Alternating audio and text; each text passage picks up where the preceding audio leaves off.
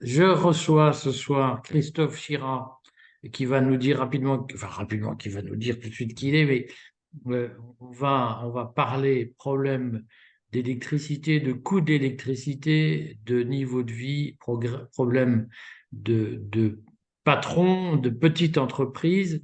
Christophe, tu es restaurateur, donc tu tiens un restaurant, pas restaurateur d'art, tu tiens un restaurant. Tu nous dis trois mots de toi? Oui, bonsoir. Effectivement, je tiens un restaurant depuis un petit peu plus de 10 ans maintenant. J'étais avant cadre commercial et j'ai fait cette reconversion choisie par envie et besoin de retour à l'authentique, euh, le retrouver contact avec le réel, la notion de plaisir immédiat. Et parce que déjà à l'époque, je sentais que ces besoins étaient de retour au devant de la scène dans une partie en tout cas de la population parce que déjà on se perdait dans pas mal de trucs annexes et de pollution d'informations diverses et variées compliquées et effectivement la bouffe au final c'est un des rares plaisirs encore disponibles assez facilement. La nourriture, pas la bouffe. Et, mais c'est un côté dans le bon sens du terme, Il est où la ton bouffe restaurant? épicurienne. Il est où ton Dans la restaurant? région lyonnaise, un petit peu au sud de Lyon. Bon. Tu as par ailleurs des activités en tous sens. Tu as pas mal animé un collectif de petits patrons, d'entrepreneurs. Tu peux nous en dire peut-être deux mots? Oui, oui, bien sûr. J'anime en effet un collectif qui s'appelle Les Pendus, qui est assez connu maintenant, qui existe depuis 10 ans, depuis 2014, qui est né de la grogne contre les problèmes liés au RSI, qui était le régime social des indépendants, la sécurité sociale des petits patrons, qui était une véritable catastrophe et qui a poussé beaucoup de gens à la faillite et au suicide, d'où le nom du collectif, Les Pendus.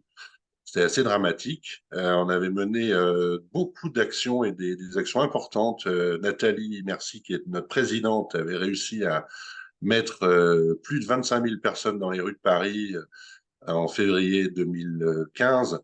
C'était assez compliqué à cette époque-là. Depuis, on a beaucoup travaillé sur ces sujets-là. C'est entre 7 et 8 000 dossiers d'indépendants qui ont été traités et solutionnés, essentiellement par Nathalie, évidemment bénévolement. Et puis la crise sanitaire a réactivé le collectif parce qu'on a assez vite compris qu'on nous laissait malgré tout un petit peu dans la merde, clairement. Et il a fallu retrousser les manches pour, d'une part, informer les entrepreneurs de ce à quoi ils avaient droit, de ce qu'ils devaient faire pour se protéger. C'était assez compliqué. Et puis ensuite, on a compris ce qu'on a appelé une supercherie, hein. Et là, on monté un petit peu au créneau. Malheureusement, je crois que la peur, malgré tout, du sanitaire, la peur du virus nous a un petit peu empêchés. On n'a pas été énormément suivis, mais si on l'avait été, ça aurait certainement duré moins longtemps ce que ça a été, on a été assez radicaux dans nos propositions, mais il le fallait parce que c'était à la mesure du foutage de gueule auquel on était exposé. Donc, suite à ça est arrivé, bien évidemment, l'inflation que nous avions prévue, annoncée malheureusement. On ne nous a pas cru, mais c'était évident que cette crise sanitaire allait se transformer en une crise économique assez majeure, et on est en plein dedans. La guerre en Ukraine a été la cerise sur le gâteau qui a permis de justifier un certain nombre de choses et d'actionner sur les prix d'électricité, d'énergie en général, mais d'électricité en particulier, qui finalement a été la balle dans la nuque pour quand même pas mal d'entrepreneurs, de petits commerces et de boulangers notamment, en tout cas de gros consommateurs d'énergie. Et là, depuis, on continue à ramer parce que les problèmes ne sont pas réglés, rien n'est réglé et, euh, et c'est catastrophique. Personne ne parle de rien. Les paysans en ce moment montent au créneau, les viticulteurs. Aucun média ne relaie tout ça. On a été totalement invisibilisés, alors que c'est étonnamment d'autres ont accès au devant de la scène assez facilement. Et ben nous, ça a été le contraire. Donc, ça nous rassure de certains points, mais c'est compliqué de fédérer, de motiver, parce que tous ces entrepreneurs, ces petits patrons sont isolés dans leur coin et ils se sentent tout seuls. Certains culpabilisent même parce qu'on leur explique qu'ils sont de mauvais gestionnaires. Olivia Grégoire, la première, leur explique que ceux qui vont pas bien sont de mauvais gestionnaires parce qu'elle a mis en place tout ce qu'il fallait pour que tout aille bien. Donc, on les fait culpabiliser en plus. Donc, c'est assez dégueulasse, mais voilà, voilà où on en est. Donc, voilà qui je suis, en gros. Et on a Bon, créé, mais donc, en alors, fin 2021, un syndicat, une vraie structure syndicale qui s'appelle Antigone, justement pour réunir au sein d'une vraie structure, quelque chose qui soit un peu mieux structuré qu'un collectif, tous ces entrepreneurs parce qu'il faut qu'on aille, on continue à se battre et qu'on continue à se battre sans les représentations professionnelles existantes qui sont totalement muettes, totalement dociles, pour ne pas dire complices. Voilà, alors, voilà le contexte. dis-nous, dans ton cas personnel, donc on a compris, Antigone, les pendus, on parlera quelques mots de la liste citoyenne que nous Ouais. montons, enfin à laquelle tu participes activement. Mais toi, dans ton restaurant, l'augmentation des prix d'électricité, ça s'est traduit par quoi? Moi, très personnellement, pour le coup, j'ai eu de la chance par rapport à certains autres, puisque j'ai un compteur qui est dimensionné en dessous d'une puissance de 36 kilovolts ampères, qui est la fameuse limite, donc en dessous de laquelle on a bénéficié, entre guillemets, du bouclier, ou d'une forme de bouclier tarifaire. Bon. Donc, sur l'électricité, même si on a quand même encaissé la douloureuse, je ne suis pas le plus à plaindre. Et puis, on fait très attention, c'est-à-dire qu'on revient à des conditions d'exploitation, de travail qui deviennent pénibles, parce qu'il faut surveiller toute la moindre consommation, la moindre lumière, le moindre. Bon, c'est assez compliqué. Mais il y a Mais aussi le concrètement, gaz. tu payais combien d'électricité pour faire tourner ton restaurant et la facture s'est élevée à combien? Qu'on ait une idée.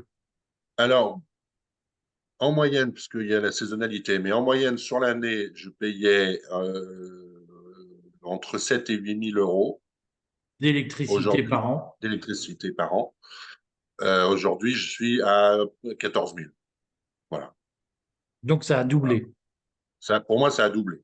Pour beaucoup, ça a triplé, quadruplé, décuplé selon les contrats. Parce qu'il y a ça aussi, tout le monde Comment a des ça se fait que contrats. ça a pu décupler? C'est en fonction des contrats. Donc, si les renouvellements de contrats des entrepreneurs avec leurs prestataires respectifs, puisque maintenant il y a eu l'ouverture à la concurrence, donc il y a tout un tas de gens qui vendent des factures d'électricité alors qu'ils vendent absolument pas d'électricité, mais ça, c'est une autre partie du scandale. Donc, si le renouvellement du contrat s'est fait pendant le mois de novembre-décembre dernier, où l'électricité était à 1 000 euros le kilowattheure sur les marchés, bien, on leur a fait signer des contrats en moyenne à 600, 800 euros le kilowattheure. Ils les ont signés puisqu'ils n'avaient plus de courant. Et donc, ils sont engagés pour 2 ans, 3 ans à ces tarifs-là. Et pour refaire un autre contrat avec un autre fournisseur alternatif ou même EDF, ils ont des pénalités. Donc, ils ne peuvent pas sortir de leur contrat. Bruno Le Maire avait promis qu'on pourrait sortir des contrats sans pénalité, mais ça, c'est évidemment les promesses de Bruno Le Maire, donc c'est évidemment pas vrai dans les faits. Donc tout le monde est coincé avec ces contrats. C'est une situation complètement débile, basée sur des mensonges, et c'est une des plus grandes arnaques de l'histoire du commerce en France. Mais toi, tu es Vraiment. resté chez EDF. Moi, je suis resté chez EDF. Voilà, historiquement, d'une part, parce que, alors avant, c'est drôle même, parce que j'avais un compteur supérieur à 36 kilovolts, et il y a 5 ans ou 6 ans, je l'ai fait descendre parce que je me suis aperçu que finalement, je n'avais pas tellement l'utilité, et ça me permettait d'avoir un abonnement bien moins coûteux. Donc j'ai eu le nez creux, comme on dit, mais c'était pas fait exprès, mais donc je suis resté effectivement chez EDF parce que dans le, j'allais dire dans l'intellectuel collectif, c'est le fournisseur historique. Moi, les fournisseurs alternatifs, j'ai jamais compris cette disposition parce que c'est vraiment une arnaque absolue, quoi. Ces entreprises ne fabriquent pas d'électricité, elles ne la transportent pas, elles ne la livrent pas, elles font que facturer. Donc c'est des gens qui ont des tableaux Excel comme matériel pour fonctionner et c'est tout. C'est invraisemblable. On se demande comment ça peut être légal ce truc-là. Donc non, j'avais pas souhaité effectivement changer. pense qu'au final, j'ai plutôt bien fait, mais pour mon cas personnel, parce qu'en fait, chaque cas est différent en fonction de sa consommation et de s'il consomme plus le jour, plus la nuit. Enfin, chaque cas est complètement différent du voisin. C'est très compliqué. Tu as des boulangers parmi les adhérents d'Antigone, etc. Et est-ce qu'ils en parlent et qu'est-ce qu'ils disent de cette affaire d'électricité? Et ils ont été très abattus. On a réussi pour pas mal d'entre eux à leur conseiller, parce que maintenant il y a un nouveau métier qui est le courtage en énergie. Il y a des courtiers qui vont chercher les meilleurs contrats chez le meilleur fournisseur alternatif ou pas, en fonction justement de la physionomie de consommation de chaque entreprise. Donc, beaucoup ont réussi à changer de contrat et alors au lieu d'être quintuplés, ils ne sont que doublés ou triplés. C'est un Donc, il y a moindre une mal. utilité du courtier. Il y a une utilité du courtier. C'est un nouveau métier. Oui, il y a une utilité parce que comme les prix, les cours d'électricité varient avec leur marché européen, mais si on signe un contrat le bon jour au bon moment, on peut obtenir un bon coût. C'est, c'est, voilà. Alors que c'est un produit de première nécessité, c'est quand même invraisemblable. Donc oui, certains ont réussi à obtenir ce genre de conditions, mais d'autres non. D'autres n'ont pas voulu parce qu'ils sont obtus, butés et quitter EDF, c'est impossible dans leur esprit. Bon, ben, tant pis, certains ont pas tenu. D'autres travaillent, enfin, c'est moyenâgeux, hein. Il n'y a plus de revenus, il n'y a plus de, il y a plus de personnel, il y a moins de production, donc on tire vers le bas. Bon, ça peut pas durer. Et on voit des gens qui sont installés depuis 30 ans, 40 ans, qui ferment, qui ont fermé en 2 mois. Et on explique à ces gens-là qu'ils sont mauvais gestionnaires. Qu'est-ce qu'il Tout faut ça, penser, il faudra revenir là-dessus. qu'est-ce qu'il faut penser de l'accord qui a été passé par le gouvernement avec EDF sur la fixation du prix et qui est la déclinaison d'un accord européen? Tout ça est très compliqué à comprendre. Qu'est-ce que tu en penses et qu'est-ce qu'on peut en penser? Ben, de ce que j'en ai vu, c'est-à-dire rien, à part les annonces, oui, mais à part les annonces de Bruno Le Maire et de Agnès Pannier-Runacher, et qui du coup sont inquiétantes parce qu'ils se réjouissent, c'est surjoué. Ils nous expliquent que c'est formidable, qu'ils ont arraché un accord à Bruxelles. Alors, déjà, le principe d'arracher un accord pour des tarifs d'électricité en France, ça me paraît surréaliste de principe, mais surtout cette histoire de 70 euros de mégawattheure de revient finalement, sortie de centrale, alors qu'aujourd'hui la Reine est à 42, mais pas sur la totalité. Donc là, c'est 70 sur la totalité. Donc on aura un plafond à 110, mais on ne sait pas trop comment. Enfin, c'est hyper flou pour l'instant, mais vraiment. Personne ne comprend rien d'ailleurs. J'ai scruté les gens qui suivent ça de près, certains économistes, certains spécialistes de l'énergie. Ils ont pour l'instant aucun commentaire précis. Donc en fait, c'est un effet d'annonce. C'est pour 2026. Donc d'ici là, l'eau aura coulé sous les ponts. Et ça va venir en fait en remplacement, en substitution de la reine, qui s'arrête à la fin 2025. Voilà. Donc, mais vraiment dire quoi en penser, à part être très inquiet et très méfiant, parce que il me semble que de toute façon, on va au moins doubler les prix initiaux, les prix qu'on avait l'année dernière. Je pense qu'on va au moins les doubler. Voilà, c'est, c'est mon analyse, mais tout de suite, c'est compliqué d'aller plus loin parce qu'encore une fois, rien n'est disponible, il n'y a pas de documents, il n'y a pas d'études précises, il y a rien nulle part. Donc c'est un effet d'annonce qui est très inquiétant parce qu'on connaît les effets d'annonce de nos ministres pour en connaître aussi la réalité sur le terrain ensuite. Est-ce que le collectif Antigone, ou toi, ou les pendus, ont des propositions sur ces questions d'électricité, de coût de l'énergie pour les petites entreprises?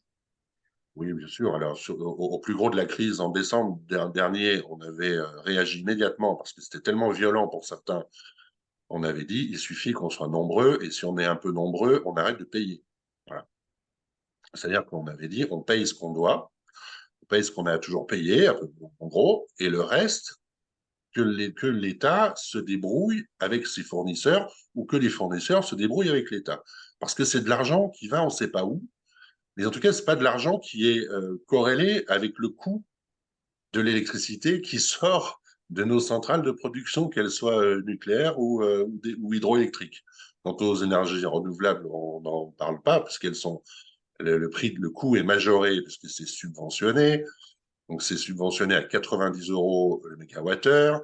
Ça marche quand il y a du vent, mais pas trop, ou quand il y a du soleil. Mais enfin, c'est ridicule, mais c'est prioritaire sur le réseau, donc on paye sur nos factures, de toute façon, tous, hein, les particuliers aussi, une part pour financer l'énergie des éoliennes qui n'est pas rentable, mais qu'on continue à développer. Et j'ai vu qu'on s'est engagé à ouvrir encore je ne sais combien de parcs éoliens en pleine mer, là, enfin, sur la côte atlantique.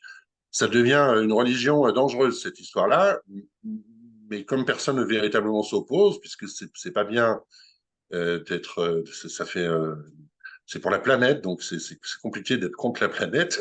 Donc il va falloir vraiment s'opposer à ces choses-là parce que c'est pas rentable en fait et c'est inutile.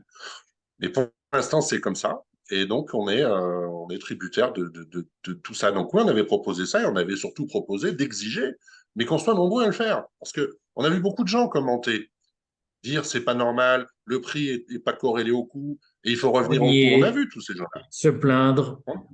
Exactement. Mais qu'est-ce qu'on fait?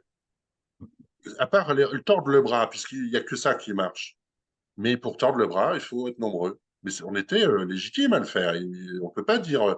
Si on avait dit aux gens, votre loyer demain, vous payez 800 euros de loyer, mais demain, il est de 3000.